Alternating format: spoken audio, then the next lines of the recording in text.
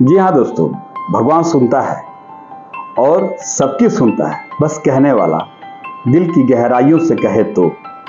आइए एक कहानी सुनाते हैं आपको। एक छोटा गरीब परिवार होता है। उसमें एक पुरुष, एक माँ, एक बेटी होती है। कमाने वाला सिर्फ एक सदस्य होता है। दिन भर मेहनत मजदूरी करता है और शाम को जो लेके आता है उससे 2 वक्त की रोटी ही पूरी हो पाती है।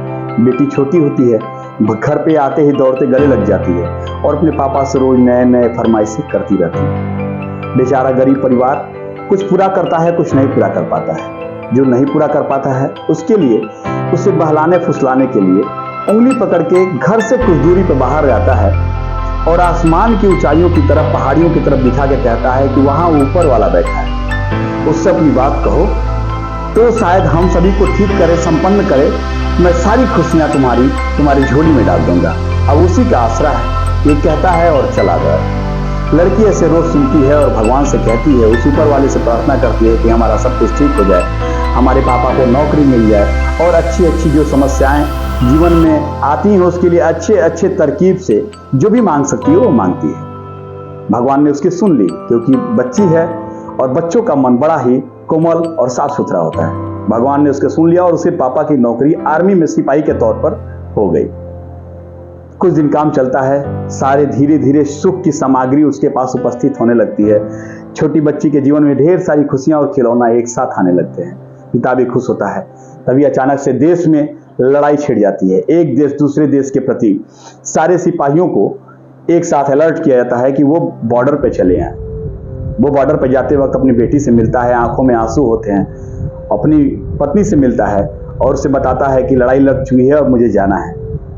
बेटी की तरफ देखता है। बेटी पूछती है कि पापा तुम कब आओगे? वो जवाब नहीं दे पाता। उसका गला भर जाता है, आंखें नम होती हैं। उसने कहा, अब वो ऊपर वाला ही बताएगा बेटा, उसी से प्रार्थना करना। लड़की अपने हाथ में एक लेटर ली होती है और उसे पिता को देती है। कहती है, जाते वक्त उस ऊपर वाले को जरूर दे देना, बताना मैंने कहा है। वो जानता है कि वो ऊपर वाला कौन है, कैसे देना है। वो मुस्कुराता है, नम आंखों से आंसू बहते हुए पूछते हुए कहता है, मैं जरूर दूंगा। और वो घर से विदा लेता है। आगे बढ़ता है तो उसका मन तो जानता ही है कि लड़की है, बच्ची है, कुछ लिखी होगी, पर उसे भी पता था कि भगवान तक वो नहीं जा सकता और उसने अभी तक जो बोला था वो झूठ बोला था।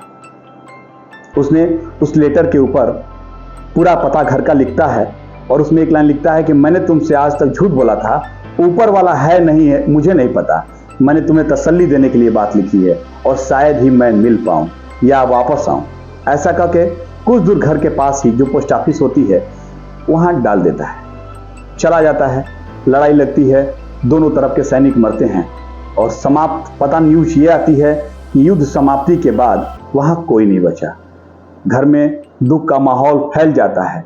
पूरे घर में बेटी रोती है, पत्नी रोती है और एक दूसरे को तसल्ली देते हुए वो दिन काटते रहते हैं। महीना 2 महीना गुजर जाता है।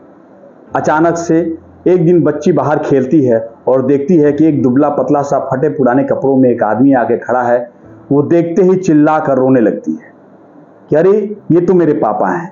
अचानक से आवाज सुन के घर से दौड़ती हुई वो औरत बाहर निकलती है जो उसकी पत्नी होती है। वो देखकर उसे गले लगाती है और फिर उनके मन में खुशियों का गुब्बार फूल उठता है। ठीक उसी समय तीसरा व्यक्ति एक आता है जो पोस्टमैन की ड्रेस में होता है और वो कहता है कि लड़ाई लगने के कारण पोस्ट ऑफिस नहीं खुल पाता था। आज 2 महीने बाद लड़ाई जब शांत हुआ तो आज ये चिट्ठी आपके नाम से थी जो 2 महीने पहले उस पोस्ट ऑफिस में डाली गई थी, आज मैं दे रहा हूँ। और वो चिट्ठी उसी व्यक्ति के, उस लड़की के पिता के हाथों में देती है। और देने के बाद वो आदमी अपने नम आंखों के साथ जानता है कि मैंने ही ये लेटर रखा था और ये घूमकर मेरे ही पास आया। खैर हृदय पे पत्थर रखता है और वो लेटर को खोलता है, पढ़ता है उसे। उसमें लिखा होता है कि हे ऊपर वाले, मेरे पापा देश के लिए, देश की सेवा के लिए युद्ध में जा रहे हैं। आप उनकी हिफाजत करना और उन्हें सही सलामत, उन्हें जिंदा वापस करना।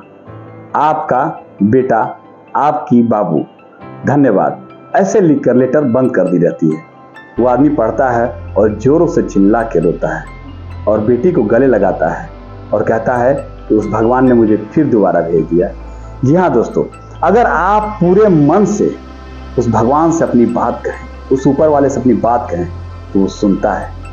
ये कहानी नहीं है, आपके हृदय की आवाज होती है, आपके दिल की गहराइयों की आवाज होती है।